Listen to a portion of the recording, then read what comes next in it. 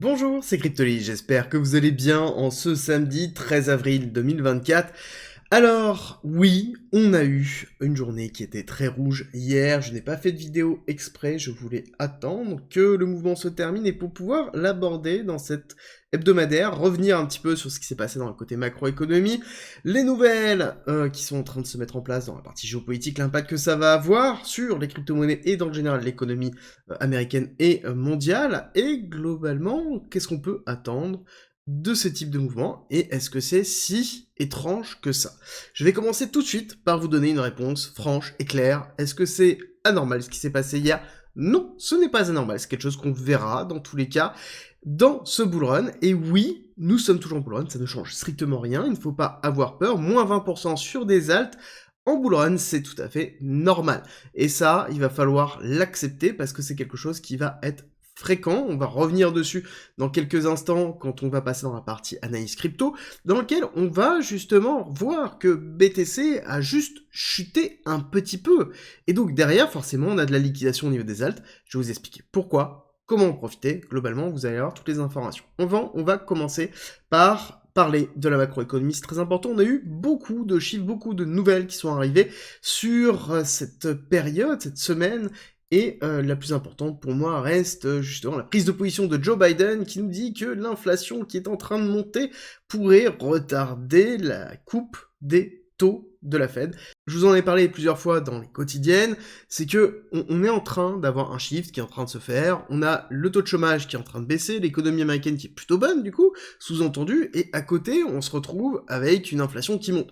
Donc sous-entendu, on a la capacité de maintenir les taux plus longtemps, donc la Fed va le faire. C'est exactement ce qu'est en train de nous valider Joe Biden, donc il y a une réaction qui est très forte et instantanée de ce côté-là, qui va être l'augmentation de l'index dollar. Donc ça on le voit bien, là que je suis en daily, en l'occurrence, on voit bien la journée d'hier, pas grosse bougie, et on voit bien la journée de nouvelle, mercredi 10 avril, grosse bougie. Alors il faut comprendre pourquoi nous avons ces bougies-là, et l'impact que ça a sur le long terme. Ça veut dire déjà, ici, quand on est sur l'index dollar, et qu'on a une valorisation du dollar, ça sous-entend que les personnes veulent du dollar, qu'on a un achat de dollars massif sur les marchés financiers. Quand on regarde le DXY, c'est l'indice dollar, donc sous-entendu le dollar contre un panier de devises, dont majoritairement l'euro, oui, mais pas que, et forcément c'est la force du dollar sur le marché international.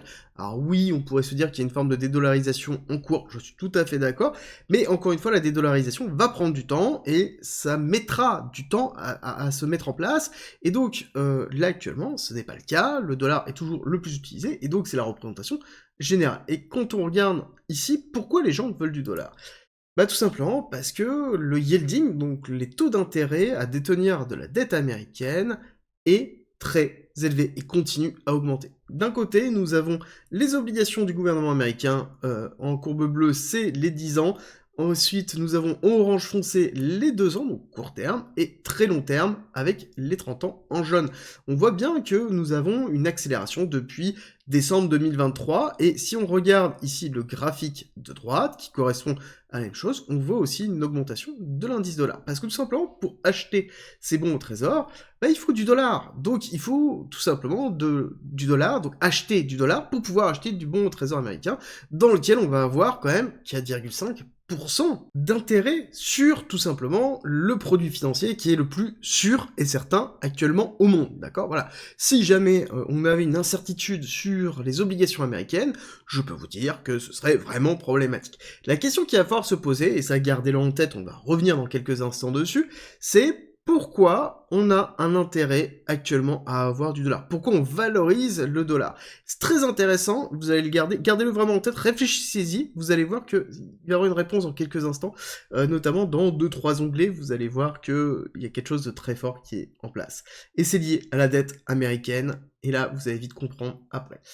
Mais pourquoi les gens veulent acheter du dollar? Tout simplement parce que c'est rentable. Pourquoi c'est rentable? Parce que si on regarde la capacité que j'ai à me défendre de l'inflation en détenant du bon au trésor américain, elle est simple, elle est là, sur ce graphique, qui est la représentation du taux réel. Ça veut dire quoi? Ça veut dire que je regarde ce que les bons au trésor me rapportent, notamment sur 2 ans, contre l'inflation. Et je vois que je gagne 1,4%. Ça veut dire que juste en détenant ça, je fais 1,4% de rendement net d'inflation. Donc j'ai aucun intérêt à aller sur d'autres assets. Je prends directement 1,4% sur mon patrimoine, juste en détenant de la dette américaine sur 2 ans, donc très peu risqué. Encore une fois, ça veut dire que on a un intérêt à rentrer sur du dollar, à acheter du dollar. Mais pourquoi on a besoin d'acheter du dollar? Bah tout simplement parce que pour pouvoir imprimer du dollar, parce que c'est ce que font les Américains, ils impriment de la dette, et c'est une dette qui est abyssale, on le sait très bien, mais pour imprimer de la dette, ça veut dire que je crée du dollar, et si je crée du dollar, bah tout simplement, il faut qu'il y ait quelqu'un qui l'achète, il faut quelqu'un qui ait un intérêt, sinon on a une dévaluation du dollar. Donc on crée un intérêt à avoir du dollar, et derrière, ben, on peut augmenter l'offre, parce que la demande suit. Et est-ce que la demande suit? J'ai envie de vous dire, on regarde le DXY, et le DXY nous dit que oui, il y a un véritable intérêt. Et que ça va monter, quand on regarde techniquement, où on se dirige, ici, entre 1 et 1 d'extension de Fibonacci, qui est un retest du top de quoi? Bah, du top du ranging que l'on a là, dans les alentours de 107, 107,5. Et oui, il y a en fait derrière une raison. Alors je vais pas aller beaucoup plus loin là-dessus, mais il faut comprendre que tout est lié et que les annonces ne sont que la représentation de quelque chose que l'on voit déjà à la base. Techniquement, tout est lié, encore une fois. On a la capacité par l'analyse technique de pouvoir comprendre les annonces qui sont effectuées et potentiellement même de les anticiper. C'est pour ça qu'on avait ici une target qui était ici, et on a les nouvelles nécessaires pour pouvoir tout simplement donner un intérêt à quoi? À la dette américaine, et donc derrière un poids au dollar pour effacer quoi? La force de la dette US qui continue à s'imprimer, et qui continuera à s'imprimer, parce que nous avons tout simplement une guerre qui est en train d'éclater entre l'Iran et Israël, et je pense qu'on va avoir les nouvelles qui vont arriver dans quelques, j'allais dire heures, mais quelques semaines, maximum quelques jours, où on va commencer à avoir des choses qui sont en train de se mettre en place, et il va y avoir forcément un financement de cette guerre. Toute guerre coûte de l'argent, et tout simplement, cet argent, c'est de la dette, encore une fois, qu'elle soit imprimée ou non, mais ça reste de la dette, que ce soit étatique ou non, c'est pareil, et donc là, c'est exactement ce que l'on est en train de mettre en place au niveau de l'industrie américaine. Clairement, qu'est-ce qui s'est passé sur ces derniers temps? Est-ce que cette annonce a eu un impact très fort sur les marchés? Assez faible, somme toute, même très faible, on pourrait le dire, et est-ce que on est capable de se dire, est-ce que c'est quelque chose qu'on a déjà vécu? Est-ce que on a eu aussi cet impact de nouvelles qui a été très forte, et est-ce que on l'a vécu? Alors oui, c'est assez simple, il suffit d'aller sur SP500, on regarde dans cette période-là, qui est l'attaque de la Russie sur l'Ukraine. On voit qu'en effet, on a eu un impact au niveau du prix qui a été relativement baissier, beaucoup de volatilité, beaucoup de liquidation, mais pas une véritable tendance qui s'est créée. Est-ce que c'est quelque chose qu'on pourrait voir à l'ouverture du marché? Certainement aussi sur des grosses nouvelles, notamment d'invasion ou d'attaque structurée. Là, actuellement, on est dans des phases de préparation. Quelque chose qu'on a aussi vu au niveau du Bitcoin, ici, dans cette période-là, où on avait eu énormément de volatilité, mais qui avait été racheté. Bon, après, c'était pas forcément les très bonnes périodes quand on regarde ce qui s'est passé par la suite au niveau de mars 2022, où on a eu ensuite avril, mai, avec la chute de Terra Luna, le crash monumental, et Celsius qui a été un événement vraiment endogène à la crypto-monnaie qui nous a rentré très très bas, et qui a permis en fait d'avoir derrière le bottom avec FTX, mais on a eu vraiment cette phase où on a eu énormément de volatilité. Et c'est quelque chose qui est en train de se renforcer. Est-ce que c'est quelque chose qui est différent? Encore une fois, je pense que ça a été pricé par le marché à partir du moment où on a eu des tensions dans la zone du Moyen-Orient, et où on a eu une prise de position de l'Iran historique, avec principalement l'aide qui a été fournie de l'Iran à la Russie dans le conflit ukrainien, mais ça c'est encore une autre histoire. Encore une fois, je ne prends pas de parti, juste j'analyse factuellement ce qui s'est passé et l'impact que ça a sur les marché, alors faites juste bien attention à ça. Mais concrètement, où on en est au niveau du BTC, qu'est-ce qui s'est passé les derniers jours? Alors avant de répondre à cette question, je vous rappelle que demain, nous avons une masterclass, donc dimanche 14 avril à 18h, ça va durer 1 heure et demie, dans lequel je vais revenir sur cette notion de bull run, je vais revenir sur ce qui s'est passé là, comment profiter de cette situation, comment gérer ses achats, comment planifier ses ventes, je vais vous donner les cryptos qui n'ont pas encore éclaté, je vais globalement donner toutes les clés pour pouvoir réussir ce qui va se passer par la suite. Il faut s'inscrire, il reste très peu de place, c'est en commentaire et en description, je vous invite, il y aura un replay pour ceux qui sont inscrits uniquement, c'est en commentaire et en description, donc n'hésitez pas. Alors, au niveau du BTC, où on en est? On est toujours au même endroit en fait, hein. On a un petit peu peur, oui, on a eu un petit peu de chute cette semaine, mais somme toute, quand on regarde de l'ouverture à la chute, hop, on va prendre juste le bon outil, de l'ouverture à la chute, on voit qu'on a fait juste moins 30%, ok. Si on regarde la chute que l'on a eue à réellement court terme, là, oui, on peut se dire qu'on a eu un petit peu peur, On a fait combien sur la journée d'hier? Hop, on regarde un petit peu plus, allez. On va regarder vraiment même du top, hop, jusque là. On a fait moins 9%. Est-ce que c'est anormal, moins 9%? J'ai envie de vous dire, absolument pas du tout. On est totalement dans quelque chose de classique. Si on regarde ce que l'on a déjà vécu, même historiquement, en prenant du recul, on va prendre du recul, hein, on va pas regarder Terra Luna, mais on va regarder dans des phases d'accélération, est-ce que c'est des moments où on a déjà eu des chutes? Moins 17% ici, juste sur une bougie. Bon, est-ce que c'est quelque chose d'anormal? Non. Pareil, on va regarder ici cette chute-là. On est à combien? Moins 13%. Ok. Bon, bah il n'y a rien d'anormal. On a déjà vécu ça. Et là, nous sommes toujours, ici, je vais juste vous remettre, hein, dans une phase de compression de liquidité. Voire même, on pourrait dire, une phase de range, dans laquelle nous avons une bande haute, une bande basse. Cette bande haute dans laquelle on a beaucoup de liquidité, bande basse où on a beaucoup de liquidité. On a toujours un gap CME qui se trouve là, et ce gap CME, ici, va être amené à être comblé, à un moment donné. On le sait. Donc, est-ce que pour moi, c'est fini? J'ai envie de dire non, je pense qu'on peut aller chercher un petit peu plus bas. On peut aller chercher des liquidations plus basses. Est-ce qu'on est allé chercher toutes les liquidations? Bah non, on voit qu'en dessous de 65 000, on a encore beaucoup de liquidités qui sont en attente. On est en train de construire énormément de shorts, oui, mais la tendance reste toujours au maintien des 70 000 $ et 60, ici, hop, top qui a été fait, 73 000 $, qui tiennent énormément et dans lequel on accumule beaucoup de longs systématiquement. Qu'est-ce qui a été liquidé? Bah du long, quasiment 1 milliard de dollars de liquidation, dont 824 millions de longs. Est-ce que ça a été sur le Bitcoin? Absolument pas.